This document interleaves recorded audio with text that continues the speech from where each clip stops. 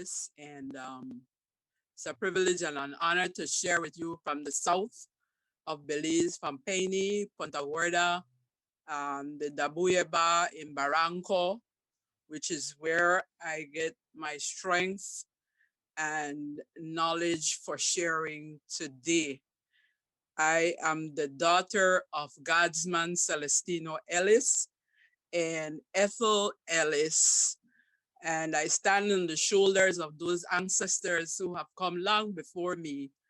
And I share this evening as a mother of 5 children and 17 grandchildren and counting. And I do what I do and continue moving forward through the grace and the spirit of our ancestors who guide and direct me and guide and direct us. I want to present Guzman Celestino Ellis.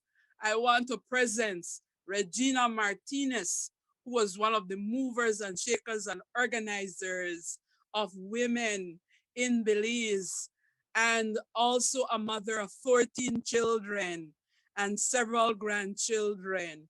I want to present Mr. Francis Lewis, who just transitioned a few weeks ago, who was the bedrock and one of the shoulders on which we stand in this mobilization and organization.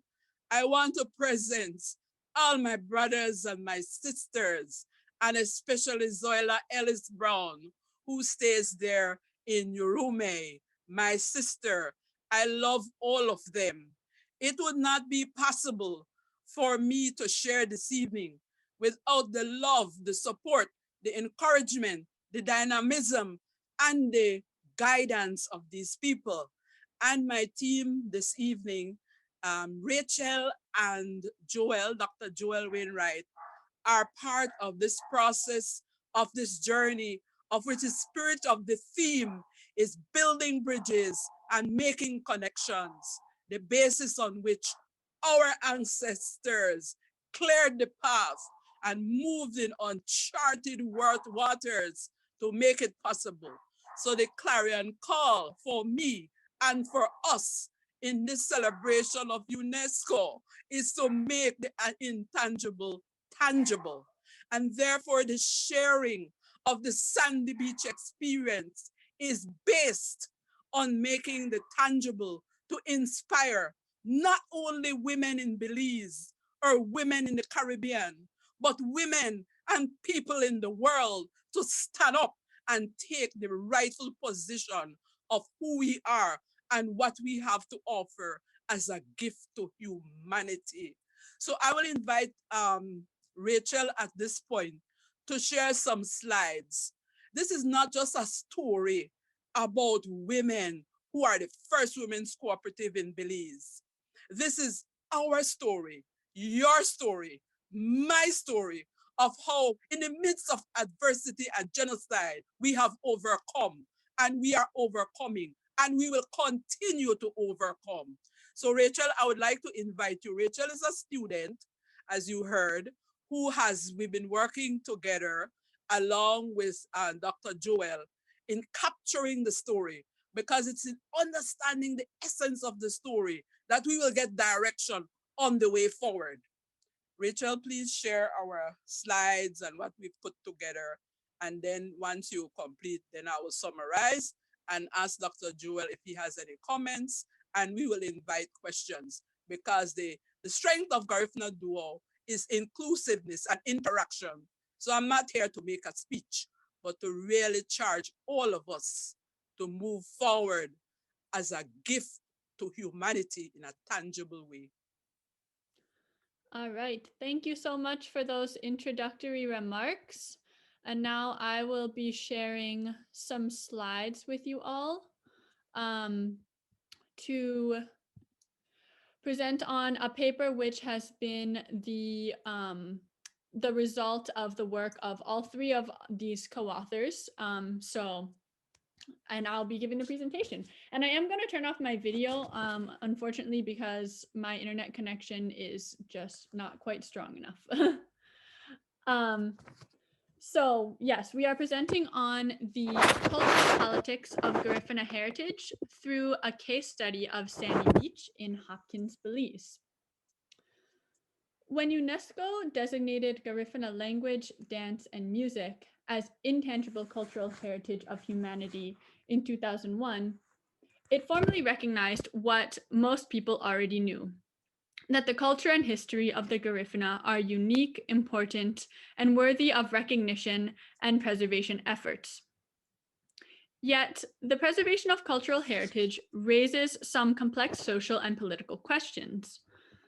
What forms of cultural heritage should receive emphasis for preservation? Who has the authority to shape or define the narratives of heritage projects? Who should benefit from specific cultural heritage initiatives, and how can we act to ensure that they receive those benefits? These questions have been taken up in the robust literature on the politics of cultural heritage.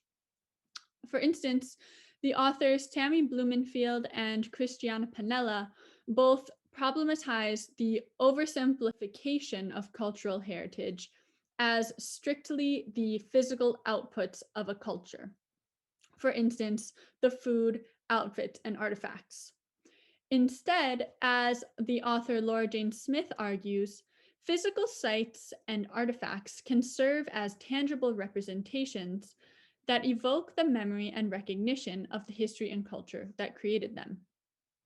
Smith further asserts that discussions about cultural heritage in the context of the particular history and needs of a group are important in creating a politics of recognition with material consequences for equity and justice.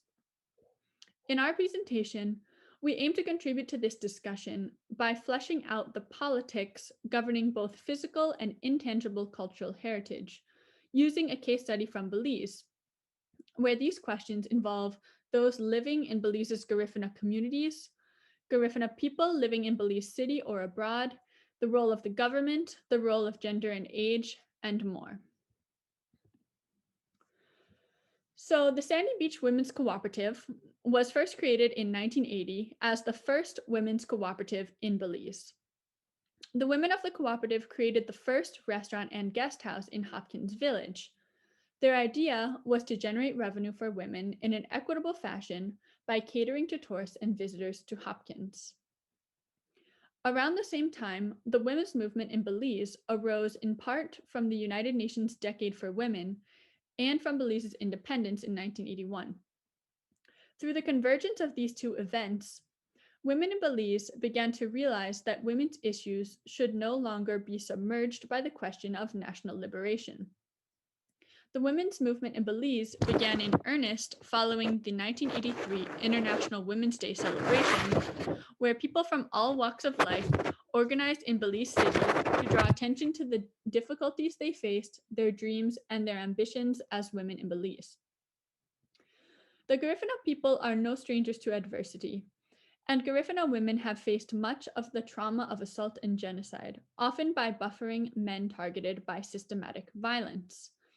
Therefore, Garifuna women have experienced the women's movement from the trajectory of a people that existed in the Caribbean before the Europeans, a people who are defined from a different language and narrative that communicates through drums, food, song, dance, and music in a way that naturally defies aggression and oppression. Many Garifuna women, including my co-author, Cynthia, were pioneers of the women's movement. In this context of increased awareness and recognition of women's goals, the women of Sandy Beach became determined to generate their own source of income through cooperative labor, equivalent to the farming and fishing cooperatives available to the Garifuna men of Hopkins. Both Hopkins and the cooperative itself have changed a great deal since 1980. Hopkins is now home to many hotels and restaurants, including a number that were built with foreign capital or by foreigners who have become residents of the village. Additionally, a large luxury resort complex has been built just to the south of the village. All of these factors have brought intense competition for tourist dollars. Since losing their monopoly on service provision, Sandy Beach has unfortunately seen their market share dwindle. In the 2 years prior to COVID-19, they had very little tourist income. And since the pandemic began, tourism has collapsed and they have seen essentially no business. In 2018, the cooperative devised a plan to address the competition. The women decided to create a cultural heritage museum on their site, a place that would draw tourists and visitors who are staying at other hotels or resorts, so that the women could charge an entry fee and serve a meal. The site of the museum would take advantage of the association of the place with a key event in Garifuna history, the recording of the celebrated album Watina by Andy Palacio and the Garifuna Collective, recorded on site at Sandy Beach in 2001. And this does include the amazing song that we opened the conference with today.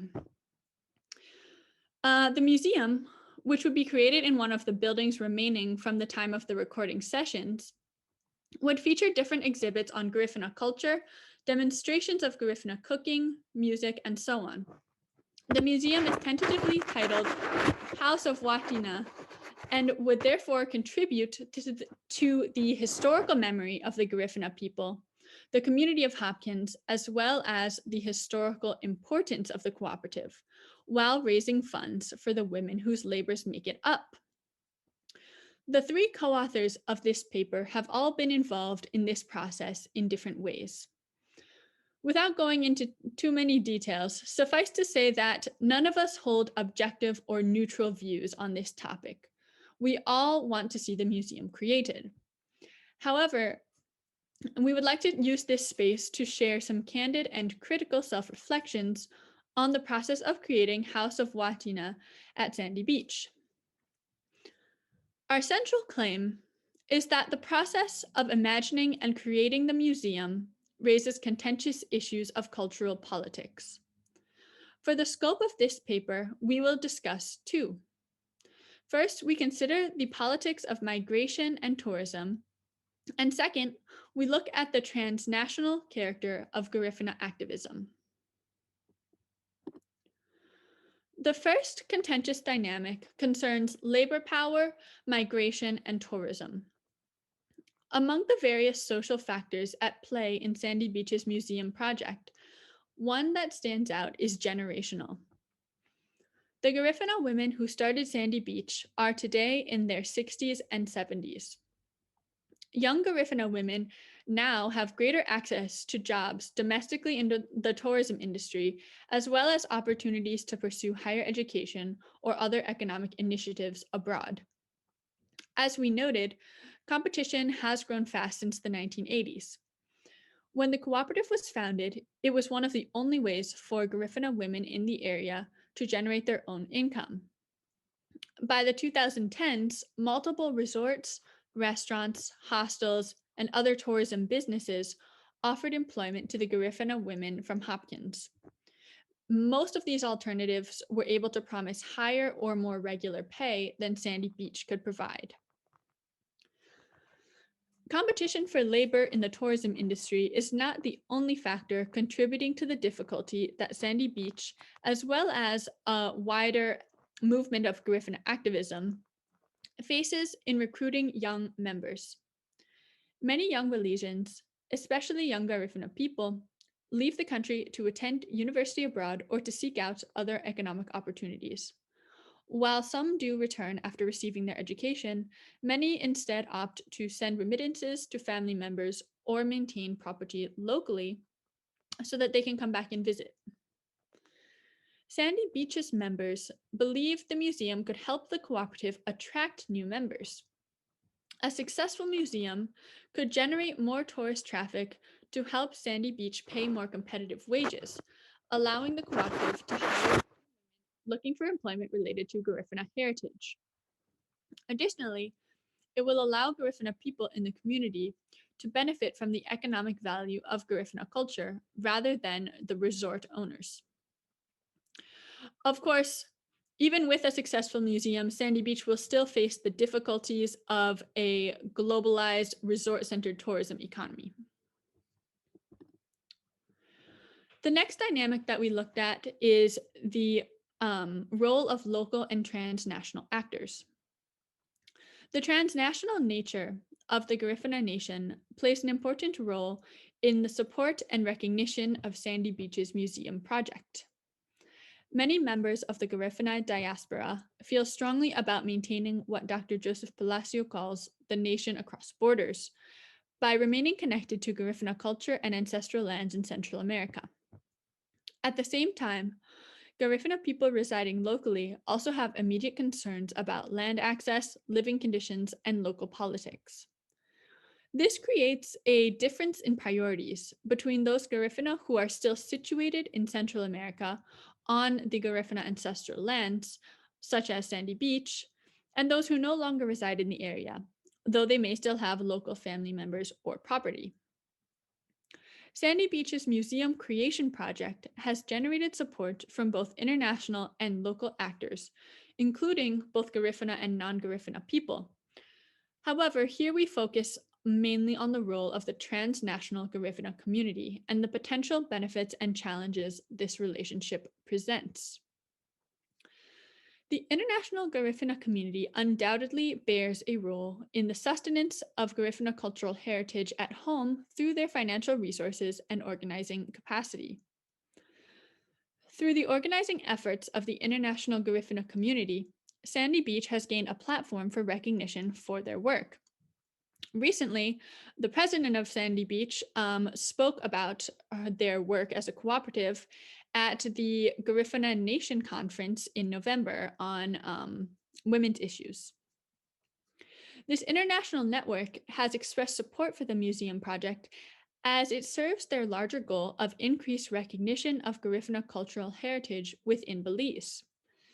Additionally, Sandy Beach's location on ancestral Garifuna lands and their recent move to purchase the land their site occupies is a small step towards securing ancestral lands to the Garifuna people, which is another major goal of the international Garifuna community, as the other presentations and discussions in this conference have demonstrated.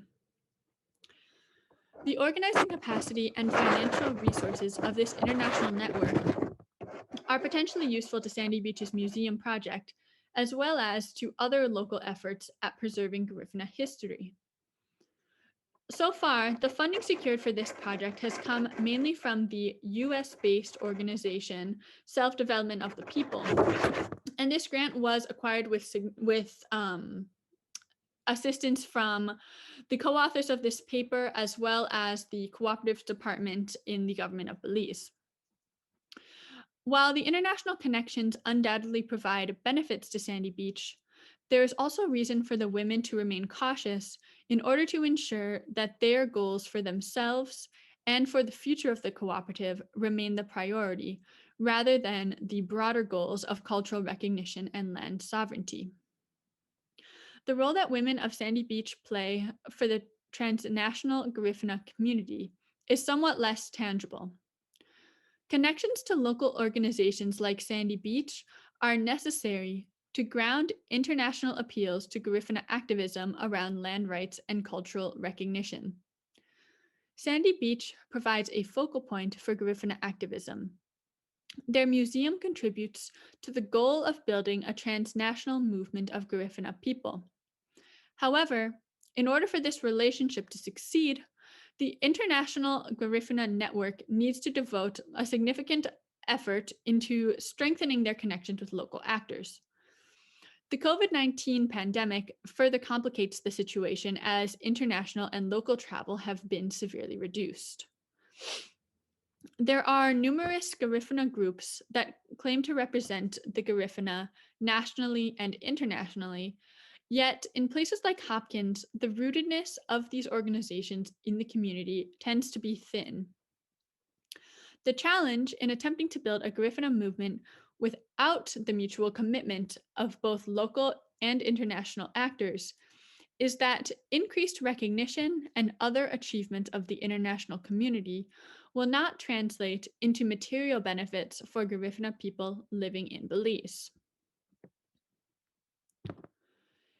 In conclusion, Sandy Beach's historical significance in the women's movement, as well as their work to involve new members in the context of the tourism labor market and their negotiation of the transnational network of Garifuna activists through the context of creating a museum, centers the cooperative as an important case study in the cultural politics of Garifuna heritage. The Sandy Beach Women's Cooperative serves as an example for other Garifuna women and their communities to address issues of land, food sovereignty, and the environment in a manner that validates the Indigenous way of being. Sandy Beach is an important site in the history of Belize as one of the remaining tangible outcomes of the women's movement. In building a museum, they are contributing to the memory of the Garifuna people, as well as the recognition of the important role that women have played in the history of Belize. Now, that is all for my portion of the presentation, and I would like to turn it back over to Miss Cynthia for some concluding remarks. And to accompany her is a lovely photo of her at a coral reef. Yes, yes, thank you, Rachel and Joel. The challenges that we face in summary in all of this is going back to the origins of our ancestors, where we begin to coordinate and cooperate with people from all walks of life around the world, where we step into uncharted waters the way our ancestors did many years ago, where we declared ourselves a nation, where we now are challenged to align ourselves with existing nations, where our ancestors had the tenacity and the courage with less resources than we do to claim space. So land is not just becoming a place that is physical. Property is not just physical ownership of property. It is a sense and awareness of self. It is a sense of consciousness where we can step into strategizing intentionally and developing a succession plan moving forward so that COVID-19 becomes an opportunity and not a blockage, where we begin to take hold of technology. Congratulating the organizers of this conference to push us beyond the beyond, that we now are able to take hold of technology. And Sandy Beach and groups like this throughout the world are able to communicate. And that is why I intentionally presence myself in the Dabuyeba in Barranco, which is one of the largest in Central America, superseding the Dabuyeba, which was in Labuga, which was built as a result of the UNESCO declaration. We are now open for comments or questions. I don't know if Dr. Joel has any questions or comments.